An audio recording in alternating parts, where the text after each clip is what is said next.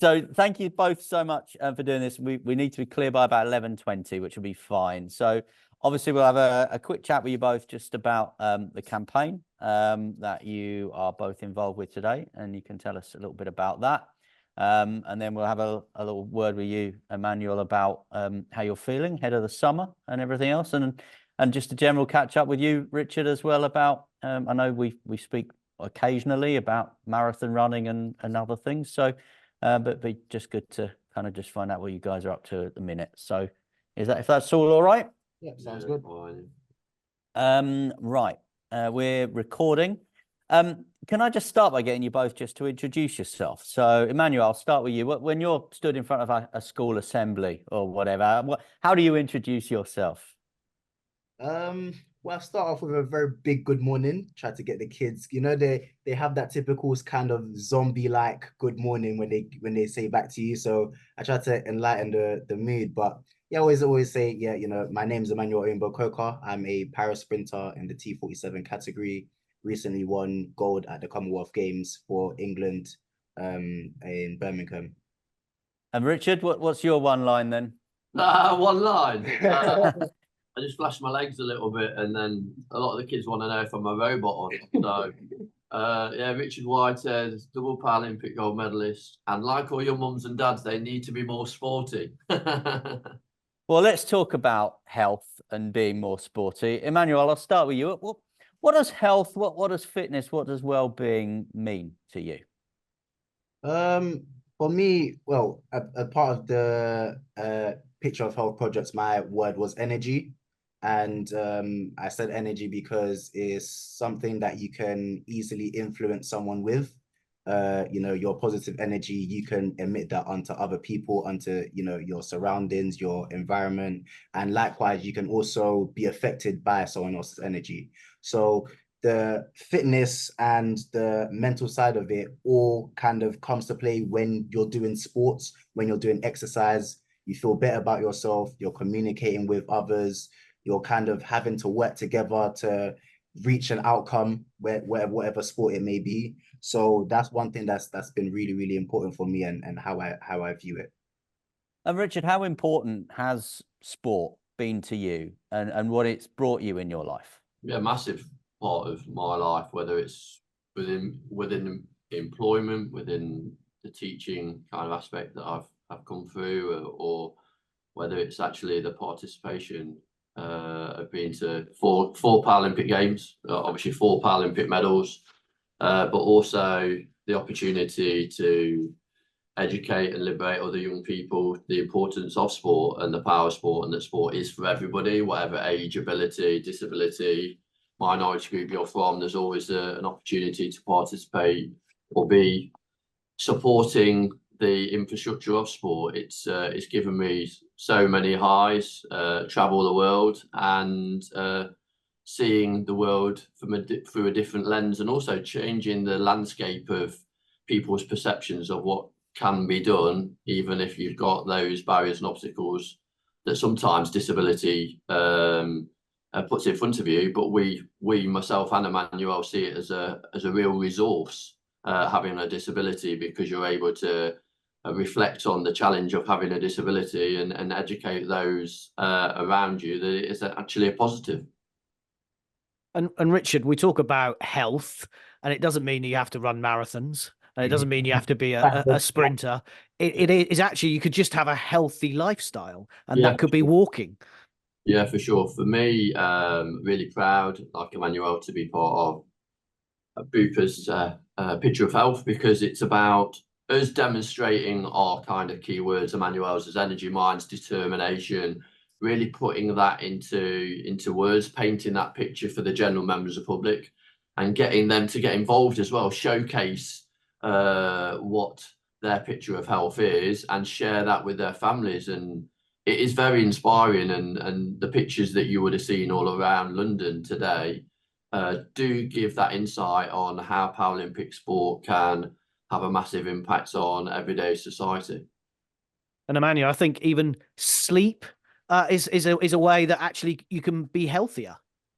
Yeah, for sure. And part of being on the campaign, I was actually learning about my sleep pattern and how to improve my sleep to the best of my ability, sleeping for longer, getting better quality of sleep itself. It kind of every day that your sleep can affect you by like, up to 10%. So if you can give yourself that 10% benefit on a daily basis, then you'll see drastic improvement, not just in sort of your athletic performance, but your overall mood, your mindset, your attitude as well to everything that you do. So, Richard, tell us about Picture of Health and obviously the involvement of Annie Leibovitz as well. A lot of people will know that name. So, what actually has happened? Yeah, so myself, Emmanuel, for the international athletes, were lucky enough to have the opportunity to have some time with Annie, world renowned, phenomenal within her art, and we're all very creative on what we do, and to be able to have an insight on what she does and how she puts together the framework of the creative aspect of pictures, and to be part of her kind of catalogue of famous pictures, the likes that she's done with lots of John Lennon and Lionel Messi and Cristiano Ronaldo, is something that I'm sure myself and Emmanuel will be proud of for generations to come, because it's a really powerful image that really portrays us in the greatest light.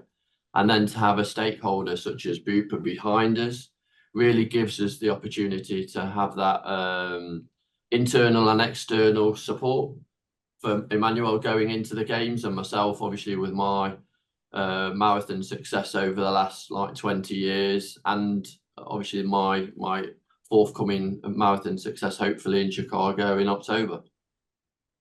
How proud are you to be involved in this campaign, Emmanuel? Extremely proud. It shows me sort of how far that I've come. And one thing that I've learned from being on Picture of Health campaign is that everyone's picture of health is different. And growing up, I didn't necessarily understand that. I was, always questioning why I was different to everyone else instead of trying to use that to my advantage. So I think this kind of gives people like an insight on the fact that everyone is kind of different. Everyone has their own challenges that they have to face, and everyone can view health differently. Health is not just about being in the best physical shape, but it's also about being in the mental shape as well. So you have to try to sort of find the balance between the two. And for lots of people, it is results of different things. I've definitely seen Emmanuel grow within this process, and he's like a sponge, with obviously having the exposure to maybe a new world. It'd be his first Paralympic Games when he gets selected for Paris, and he's going there equipped with all these kind of new experiences and all tools going into the games that will give him that edge going into what's a real cauldron of kind of athletes trying to get that edge over their competitors, and it will set him apart from obviously those other athletes, and hopefully it gives him the success he deserves. It is 100 days to go now, less than 100 days to go to the Paralympics. Emmanuel, you mentioned about winning in Birmingham in front of a full house. How much are you looking forward to Paris 2024? Definitely. I mean, I always try to enjoy my journey every step of the way. It doesn't matter if it's like a normal open meet competition or, competing at the Commonwealth Games. Just the fact that I know that I'm constantly improving myself in terms of in my athletic ability, but also my mental, my social, and my kind of lifestyle side away from the sport. And, all of those things are kind of come into play together because of the sport. So I'm just proud to be where I am today and to know that I'm constantly working on things to improve and on the track to achieve great things. And Richard, you're not slightly missing out? You wish you were maybe heading to going to Paris? I'm happy that I'm going to be the other side of, well, I'm going to Paris. I'm going to be on the other side of the fence, commentating for the Beeb. Excellent. And enjoying the successes of Team GB and Paralympics GB, and telling those stories of athletes such as Emmanuel and his teammates, and giving them the platform that they deserve. It's it's not easy, and I continually tell Emmanuel about kind of conserving your energy, because it's definitely kind of it's one of those environments that really takes everything. It takes all that mental strength and physical strength to become successful, but also to kind of really understand that moment that happens once every 4 years and embrace it and enjoy it. And yeah, those memories last forever. Richard, we've spoken many, many times over the years. You know, I love you. You know, I love, you know, what you did and what the other guys did in 2012. But is it now time for the likes of Emmanuel to come to the fore? Because we are still talking about 47, I'm not finished. I'm not finished. I just broke the world record in the marathon. Still got 20 years left on him. I've still got game. I've still got the techers. So I'm doing it for the 40 pluses. So, and that's not in size, I mean age. I think for me, it's about understanding that, especially within the disability arena, that people do acquire disabilities later on in age. So there's always a sport for everybody. There's always an opportunity. It's about taking that opportunity. Not everybody can be a Paralympic athlete. Not everybody is a Paralympic athlete, but you can get enriched by that. I've got my own aspirations and goals within sport. But it's also nice to be able to mentor athletes such as Emmanuel and see his progress in the games, and hopefully he has a real fruitful career ahead of him, which I'm sure he will. It's about kind of evolving like the Paralympics is, and then kind of getting your feet under the table and really kind of getting those enrichment opportunities to make himself a better athlete, because he's becoming a really great person, a great role model for young children. But sport needs heroes, doesn't it? And we need a new generation of heroes in a way. You keep saying, I think you're retiring me. You're trying to retire me.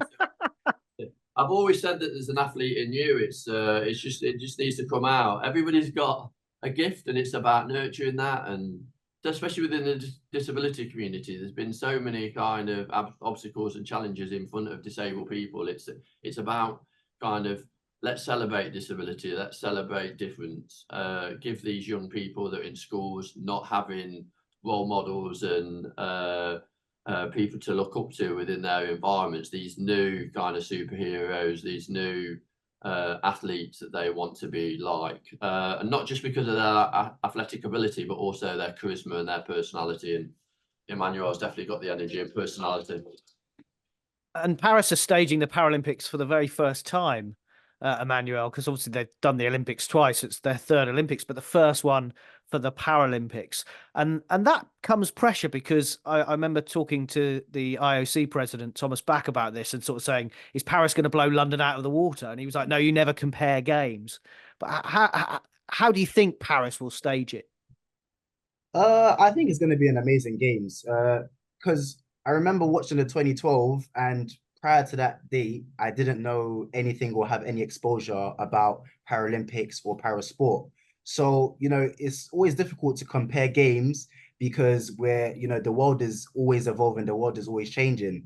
So the best thing is that it's getting in a better place. The Paralympics is in a better position. There's more athletes. It's more competitive. I remember right at the 2012 games, in my classification, you could win a bronze medal without even running under 11 seconds. Now, if you don't run under 11 seconds, you're not even making that final.